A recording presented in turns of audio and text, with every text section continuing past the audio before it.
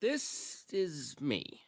Just kidding. This is me. My name is Amanda, and welcome to my podcast where I will be talking about pop culture, music, Film, drama, and fan videos. Hello and welcome back to my channel, Always Popular. I'm Amanda, your host, and let's get into this week's episode. So just recently, Nickelodeon and Paramount Plus together made a deal to make a sequel for the Nickelodeon TV show from the early 2000s called Zoey 101. Literally, the movie is called Zoey 102. Now, with this movie comes a big backstory between the main character Zoey, who is played by Jamie Lynn Spears, and Alexa Nicholas and Dan Schneider. Now, before diving into the details, the real question is, what was the purpose of Zoey 102? Why was it a movie that was 15 years in the making? And most importantly, why does it exist? This video is on why no one asked for Zoey 102. Normally, I don't rant about how bad movies are, but I feel like this one may be necessary. As someone who really loved the show growing up, the movie didn't live up to any of the hype.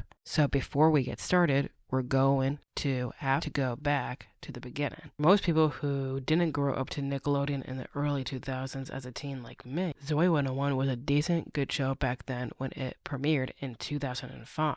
The show centers around the life of Zoey Brooks and her little brother Dustin, who end up at this boarding school that used to be just for boys. Characters become best friends and some are just casual friends, with new roommates like Nicole, Dana, and Lola, along with guy friends like Michael, Logan, and best friend Chase. Long story short, Chase always had a crush on Zoey since they first met, and she was too oblivious to see that. One of the biggest things on this show is the romance that Zoey and Chase had for each other, and it took 4 seasons too long to finally make them a couple at the end of the finale. So now, years later, this movie comes out, Zoey and Chase trying to make up for their past failed relationship and how they got a shitty relationship and went back to being awkward friends. Well, sadly, that's not the only thing that's awkward. The definition of this movie is awkward and very cringy. Some people who have grown up to the show may say their acting was cringy on the show, but at least it was better written than the movie. The movie is as equivalent to Mean Girls 2.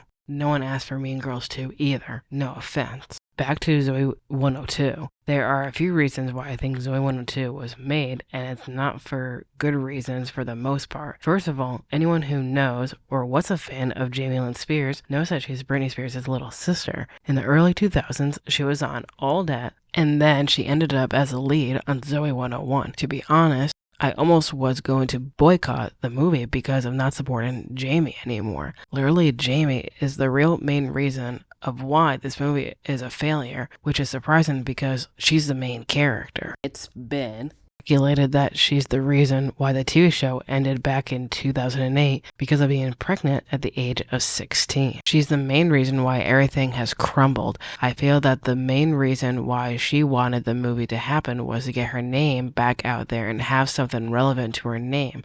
The movie was completely unnecessary and didn't have to be made. I think she wanted to do this project because she's desperate for attention and wants something on her resume. She's trying to make herself look good, but it's not possible anymore when everyone knows what a shitty person she is. All of this is mainly because she bullied her co-star Alexa Nicholas behind the scenes on Zoey 101 and even somehow got the other cast members to gang up on her as well. Even Alexa Nicholas spoke out about this as well. It's been constantly highlighted all over social media and YouTube as well. So basically what happened was, we know for season 1 and season 2, there was problems with me and Jamie Lynn Spears. Okay. The controversy and drama around this show made Jamie look like a petty little brat. The other part of the controversy is that Dan Schneider, who created Zoey 101 back in 2005 and supposedly did not help the bullying situation on the show, he specifically told Alexa this is not called Nicole 101, it's Zoey 101, and favored Jamie back then and still does. Yeah. Unfortunately, Alexa's still put in this situation. The culture is not okay. On set. Yeah. They did not care. They said this is not called Nicole 101. It's called Zoey 101, and she has to suck it up. This is why certain actors are not in the reboot movie, like Alexa, who played Zoe's best friend Nicole, and Paul Butcher, who played Dustin, who has also called Jamie out for being problematic.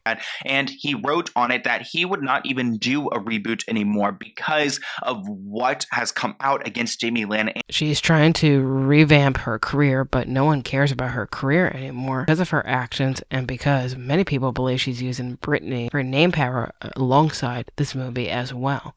And the world knows how bad everything Britney has went through, and she's supposed to be her supportive little sister, and instead, she's not. So it's quite surprising how the movie Zoey 102 became the third most streamed movie on Paramount Plus within the last 3 weeks. So to be honest, her reputation and image is the worst it's ever been, and because of the bullying drama and other accusations as well. Sadly, no one likes her anymore, and she gives off bad girl vibes as well. Apart from the drama around Jamie, the cringy basic storyline doesn't help either. First of all, they make Jamie a producer on some show, of course run by males, who doesn't give a fuck on her input on the show. It sounds like typical Hollywood BS. They make her look stupid and unworthy of her career, which I didn't like. I didn't like the failed relationship between Chase and Zoey and how they made her get an actor who is Todd to play her boyfriend for Quinn's wedding. The continued romance between Logan and Quinn was the best part of the movie. It was cute how they used references from the old show for their wedding. I love Quinn Penske!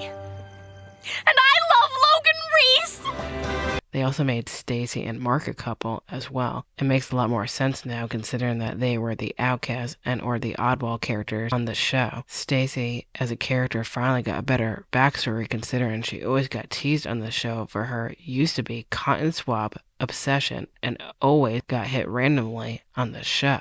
On the other hand, the most talked about romance was between Chase and Zoey, of course. To be honest, trying to get Zoey and Chase back together is just dragged out for too long and it's getting old.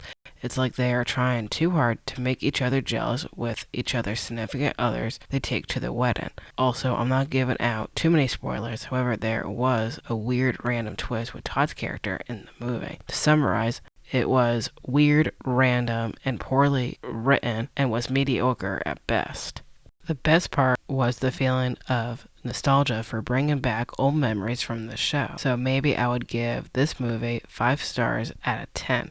I would give it a 10 out of 10 for the feel-good moments and for the nostalgia of the movie, but overall with everything else, it would just average out to being 5 stars for me. Zoey 101 will always bring back good nostalgia memories for me. However, the reboot movie wasn't necessary and they should have just ended with the season 4 finale. And the fact that it took 15 years for them to make this movie and this is the best that they can come up with, I mean, it could have been a lot better. Also, all 4 seasons of the show put together are better than the movie. The show had its weird moments, however, it was more memorable, likable, and was better written. And there was no drama, obviously. Anyway, the movie is out on Paramount Plus if you want to watch it. If not, watch the whole series. That is also on Netflix for 3 seasons and on Paramount Plus for all the seasons.